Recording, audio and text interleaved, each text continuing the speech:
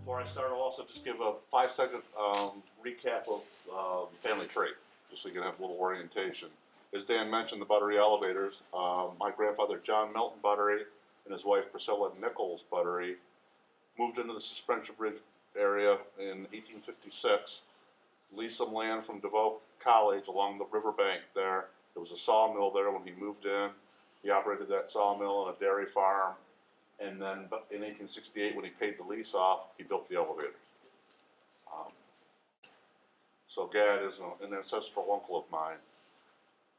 And I'll give a 1-minute recap of the Portage Road, in case you missed Paul's lecture last week. And I'm not going to give too many dates because I haven't memorized them all yet, but basically the Indians had a portage to get past the falls and the whirlpool and such from ancient times. And then when the French moved in the area, they kind of made a little more formal portage out of it, and they hired the Indians to carry goods and stuff up and down the escarpment. The British took over in 1759, kicked the French out, and they started putting a wagon trail up and down the Portage Road, kind of fired the Indians. Indians didn't like that, didn't like a few other things. So there was the uprising of Devil's Hole Massacre, and such part of Pontiac's War, which Bob Emerson will be covering next week. And then this whole road from Fort Niagara up along the river up to what used to be Fort Little Niagara and then Fort Schlosser, so they could get back into safe water and then continue on up into the Great Lake, Lake Erie, and the rest of the Great Lakes. It was a very important road. If you wanted to get trade or travel into the Great Lakes region, you had to come along this Portage Road. And Paul covered that nicely last week. And many other times he's covered it. And so now we come to Gad Pierce. He's the first of my relatives to move into the area. He moved here in 1807. And he was born in 1768 in Royalston, Massachusetts. And he moved here in 1807. And so, well, next please. And there is confusion over the name. And is it Pierce or Pierce or Pierce? And I found maps with different spellings on it. And it come down through history as P-I-E-R, so that's the way I'm going to refer to it. And that's the way Pierce Avenue is named and so on. Michelle Pratt, just recently sent me this, that she found this when Gad signed up for the First Presbyterian Church, that he spelled it P-E-I. But his gravestone and all that has P-I-E. So, you know, flip coin, top, toss, whatever. Two different maps here, and the top one is reversed. You can't read any of the text. The one, the fort's down at this end and the falls is at this end. And we see the 1810 map, which is the closest that I found to when Gad got here. And you can see that most of it's just woods. There ain't a whole lot here. He was definitely, him and the Porters were definitely some, and Stedman and that were some of the very earliest settlers here. There was trees and river and Indians.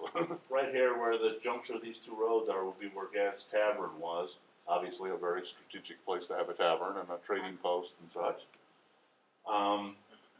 And not, unfortunately it's not showing it on this map. The earliest map I have found the tavern on was those two earlier, in the earlier slide, the 1830s. And they show the tavern being there. This one doesn't show it. Okay, next please. And I found this is the Niagara Stagecoach. They would have had one coming up out of the Lewiston area when they finally got a road built through there, and but mainly coming from Lockport to Niagara Falls. Getting up from Lewiston was a little problematic until they built the rail in 1837 that was kept in Klein, and my grandfather John Milton Buttery worked on that railroad in 1837. And they were open cars like this, and it was just a scrap railroad with basically a piece of wooden beam with a piece of metal on top. And every so often those pieces of metal would cut loose and whip through the cars, and they'd call them snakeheads. And yeah, they would kill people. In 1839, Martin Van Buren, president, came through here on a re-election tour from Lockport to Niagara Falls, and the rail loosened up, the car tipped over, and he graciously got up and helped right the car and continued on to Niagara Falls. And then just I found a picture of a guy sitting around a tavern enjoying a smoke and a beer. Next, please. There are no pictures of Gad. There are no pictures or drawings of the tavern. I have no idea what it looked like. So I just have to grab one that, I have no idea what it looked like. Just put something in there to be representative. The coach and the white, the wooden dirt roads and such. That's it. Now we're going to come to the main part of my presentation, and it's going to be the War of 1812 and Gad's role in that. At the end, if we have time, I'll go into a little more bio. He did a lot of other stuff besides this tavern and fighting in the war, and if we have time, we'll get to that. So the war started in June of 1812, and Gad was a colonel in the militia, so he got rather concerned that the British would realize that there weren't a whole lot of militia over here, and that they would come charging across the river and attack us. So he got together a whole band of people, horses, wooden sticks, anything they could make shiny to look like it was rifles and stuff like that, and they called it Gad's Brigade, and they literally marched from the falls here down to Fort Niagara. And they kept having people circle back through the woods to make it look like there was more people and stuff. And they put on a grand old show and got down to Fort Niagara, and they held some drills down there and so on like that. And apparently it worked because the British never came. And then in October of 1812, we attacked them at the Battle of Queenston and managed to get ourselves shot up pretty good at that. And then things settled down for the end of the war, or the war quieted for the winter at that point. So this is in the summer of 1813. So we captured Fort George. We continued, and this is the May and June of 1813. We continued on to Stony Creek. Early July, we got defeated at Stony Creek, and our guys beat feet back to Fort George, and they hung out there at that point until about November of 1813, Paul. And they decided the winter's coming. The British reinforcements are coming. The British are coming via Lake Ontario and landing at Newark. They decided to abandon Fort George. I think they destroyed some of it, and they beat feet back across the river to Fort Niagara. However, a contingent of them under McClure went up to Newark, and without any warning at all, and their orders had said they had to give warning. They didn't give warning, and they burned this village in Newark, and then beat feet across over Fort Niagara. That left the British citizens and the British soldiers without any quarters, so to speak, and it ticked them off mightily. So within a couple of weeks, they came across the river, and captured Fort Niagara, and then they burned everything from Fort Niagara to Buffalo. And Gad's Tavern, sitting at where the library is, Niagara Falls Library right now, right across from Bramer's Tavern, is where the tavern, Gad's Tavern, used to be. Mm-hmm. And that was in one of the blockhouses. One second, Paul. And there was a whole series of blockhouses, and I have a map here we can look at afterwards of all the blockhouses that are up and down the Portage. And Gad's Tavern became a fort, so to speak. Military stores, quarters, soldiers, and so on. So when the British came up through, Gad held a defense there at that tavern as long as they could. And as the sign says, as the British Indians came in the front door, they went out the back door. Yes, Bob? The British built another fort near Fort George near the end of the war called Mississauga. Mississauga, okay. And the brick in that fort all came from the houses and the stores and whatever from the burned Newark. Oh, I didn't know that. I'd seen Fort Mississauga, but I thought that was actually before Fort George. Okay, that's interesting. So we last December 2013, on the 200th anniversary, the Friends of Local History paid for this sign and put it up at the library, and we had a presentation. And next, please. We had two reenactors from the Marble Orchard Players in Lewiston come and play Uncle Gad and Aunt Sally. And unfortunately, it's a lousy picture, and there was too much backlight. So the next time when they're in costume, I'll try and get better pictures. There was Tim Henderson and Eva Nichols. Eva Nichols. And also in the December unveiling of the Gad Pierce sign, they also did the 1812 Peace Garden sign. So we did a presentation at the library on Gad Pierce and also the Peace Garden. This also mentions Gad Pierce and such. Next, please.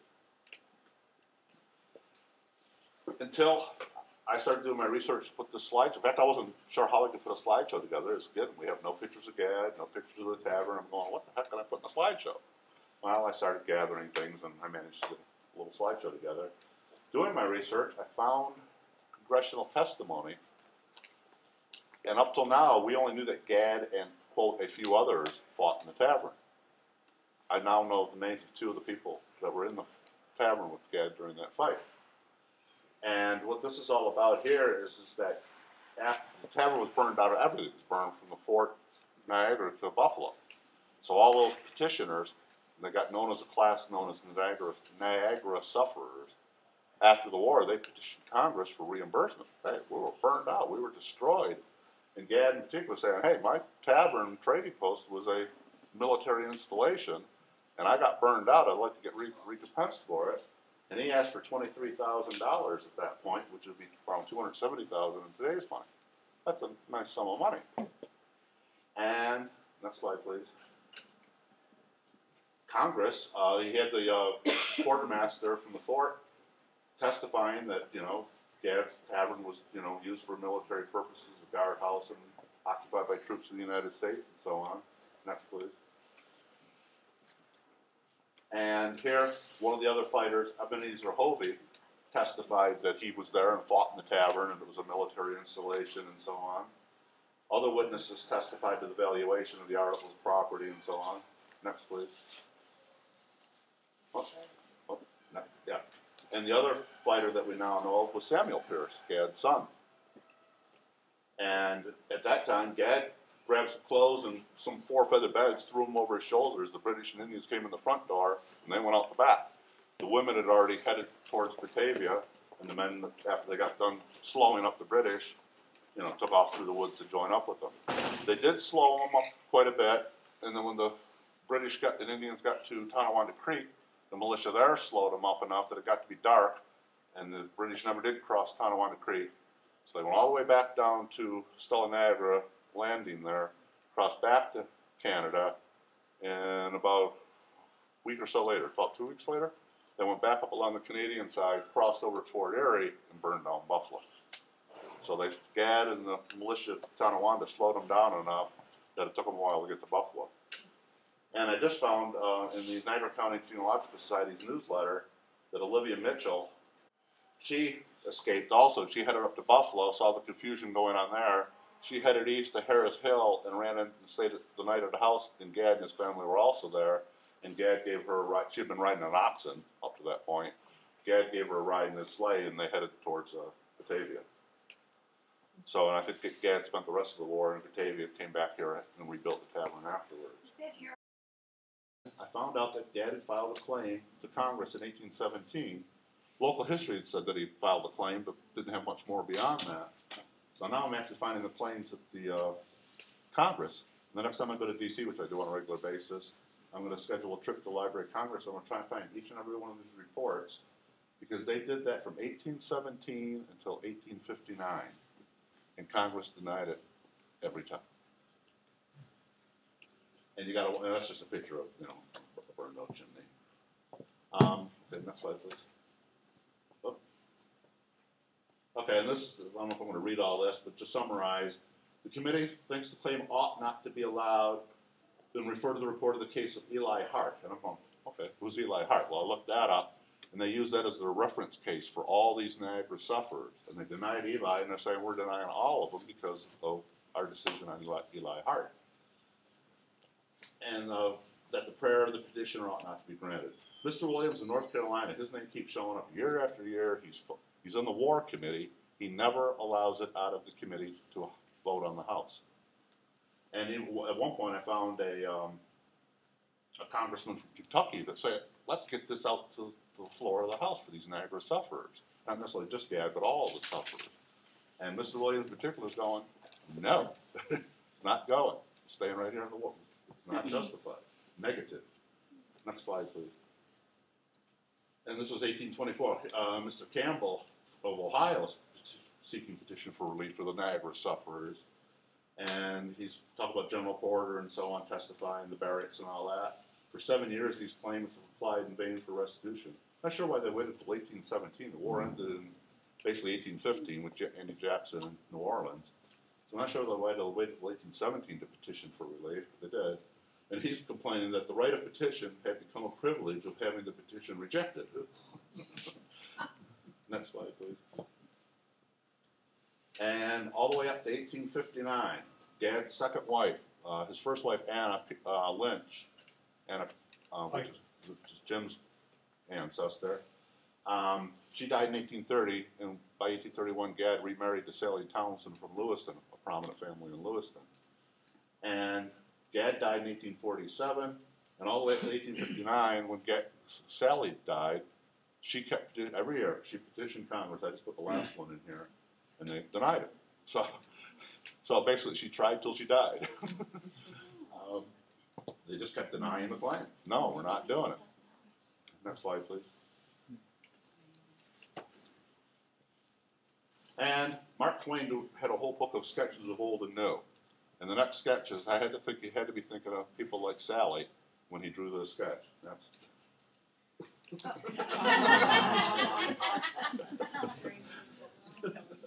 Why not? It says Sally dreams of justice at the bottom. Next, please. Okay, so now I'm going to ask a little role play in here for 1 second. Let's suppose the War Committee had gotten it out of and put it up for a vote for the House, and you're the House. Real quickly, yay or nay, should the claim be paid or not? Rick? Okay. How many say nay, it shouldn't be paid? You probably not. Okay. Next slide, please. So the question is, why did the War Claims Committee deny the claims and refuse to let it go to vote on the House floor? I'm saying the claim of Eli Hart was that in 1816, Congress passed a law to deal with all this. I mean, they were looking at claims all the way down to New Orleans, and Baltimore was burned, D.C. was burned, and Congress was looking at a whole lot of claims. And that's probably why they apparently tabled them all until 1817, because we know that's when Gad first petitioned. And Congress was saying under the law of 1816, yes, if the property was used for a military installation and the enemy came and destroyed it as a military installation, we'll pay the claim. Well, geez, Gad's Tavern was a military installation. We got tons of proof that it was. So why wouldn't Congress pay it? They're saying that it would have been too much for the government. If an enemy came through and just started wholesale burning, they could destroy a government by just deliberately destroying things. And summary, I don't have to read all the words here, summarizing that if you're willing to fight and defend, give your life for your country, you should be willing to fight for your property, not just run away and say, oh, the government will take care of me. You're supposed to fight to the death to protect your property. So again, now hearing Congress's reason, how many say they should get paid? Can I ask a question? Yeah. Where did the story of him going out the back door with the feather beds come from? This testimony to Congress. Okay, so is that what they're basing it on? You fled, so we're not paying No, you no, because you no. didn't stand and fight? No, they fought, and it was a military installation. But if the British had come and burned Gad's Tavern only, they would have paid for it. But because they burned wholesale everything, they didn't come after Gad just because it was a military installation. It's a very fine point of law there. But if you go home and look at your homeowner policy, you will notice your insurance does not cover acts of war, acts of rebellion, and so on. Acts of God doesn't cover it. Besides the tavern and that, Gad was also held a number of public positions. In 1812, just before the war, he was elected quartermaster. In 1816, because of his part in the war, the Porters graciously sold him some more land up there on what became Pierce Avenue for, basically at cost money. They gave it to a real good price for him. They didn't give it to him, though. In 1819, he was elected supervisor of the town of Niagara. And in 1829, he was an officer in the Church of St. Peter's, which is now St. Peter's on Rainbow Boulevard. They had 9 children. Samuel, who was one of the fighters at the tavern, we now know, and a few that died, as we can see. Asa died in 1792, Ann died in 1799, and Gad III died in 1812. Gad himself is a junior. His father was in Massachusetts, was a Revolutionary War hero back then, and there was actually, he's Gad part deux. The family had another Gad first, and he died when Gad was 9, the same month Gad was being born. So here the baby Gad 1 dies first, or Junior 1 dies first, and that same month our Gad is born. So they said, oh, well, we'll name him Gad. Dad needs a junior. So. What does poor master mean? It's like welfare. social services Yeah, like director. like social services. He evaluated who needed assistance, public assistance, and so on. Yeah. Right. Right. I'm sorry. What's that? Where is he buried? Oakwood Cemetery. Yeah, well, we'll get to that in a moment here. So he had 9 children. Again, he married Ann Piper, which is one of Jim's relatives. And she died in 1830. She's buried in Oakwood along with Gad. I'm not sure if where his children buried. I haven't researched that yet. And then in 1831, he married Sally Townsend from Lewiston, a very prominent family in Lewiston, a big trading company, and so on there. She died in 1858, and she's buried in Lewiston Village Cemetery. Next, please. And this, I found this in the Centennial History of Erie County, that Gad was beginnings an Esquire, so he was appointed for justice of the peace. And Erie and Niagara were one county, and they separated in 1818 or 1819? 21, thank you. Sorry, I should put that in here, I won't remember. So he was an actual justice for a little while, and his name's down there circled. Next, please. One of his grandsons, or great-grandsons, wrote a whole mess of books about the Pierces and other topics in this area. And I just put this here as a reminder to mention that. If you go out there and search John Frederick Clifton Pierce, there are many, many books out there, and I haven't looked at any of them yet. I just found all this out in November. So that's one of my research things to do. Next, please. This was totally new to me. I've been reading about Gad since I got started in 2010 with local history here. He helped build the Goat Island Bridge, one of the first bridges across Goat Island. That's not in any of the normal Gad stories. Okay, next slide, please. And let's see if this thing works here. Right here is the bridges, like Paul was saying, it comes over here from the mainland over to Bath Island, and then over to Goat Island. And so there was a bridge in 1817, collapsed. Gad and Whitney built this bridge, set of bridges, and that lasted until 1856. They took that down, put an iron bridge in, that lasted until 1902, and the current pedestrian bridge. The highway bridge is down here, down in this area. And I found a picture of I think that might be them crossing the bridge, I'm not 100% sure, but there's some carriages crossing the bridge. Next slide, please. This is a picture of that wooden bridge. And the way they built this, I found a description of it. They literally took some long timbers, kind of hung them off the shore, started throwing rocks in that little frame they made, and they filled that in, and they just kept doing it, leapfrogging their way across the water. And then they built it more. So you got those pilings they got out there. Next slide, please. And in 1834, Gad escaped from jail. He was arrested for assault and battery. This is the only thing we know about it. He was arrested for assault and battery. He managed to escape, and they had a $5 reward out for it. And again, they had his name as PEI. How it came down through history as PIE, not sure, but it did. I'm still researching this story. It was over the jail in Lockport, the county jail and such there. No idea who he beat, if he got captured, if he surrendered, how he got settled. Still trying to find some information on that. Maybe somebody stole his identity. I'm sorry? Maybe somebody stole his identity and got arrested. So as Tim Henderson says when he plays Gad, he says, "Can't tell you who I beat, but he deserved it." Oh, wow. We don't know who he beat, so. Gad is buried in Oakwood Cemetery. They did not know where he was actually buried in one of the other cemeteries that was eventually moved, Paul. There was a cemetery that was taken down when they did something here in the Falls. When they opened up Oakwood Cemetery in 1854, they closed that one cemetery down and they moved a whole bunch of people here. In modern times, they did not know where Gad was, and they just found this out in the summer of 2011. The sun was just right, and they could just see that inscription on there, and they thought, here's Gad. Yeah, the lost soul. And to end it all, as I mentioned before, my grandfather John Milton Buttery and his wife Priscilla built the elevators, and Gad was Priscilla's uncle, and Priscilla's father built Terrapin Tower in 1833. It was owned by the Whitneys, but Robert Nichols was the stonemason for Terrapin Tower. I will be giving presentations of both of these in September through the Oakwood lecture series. And that's it.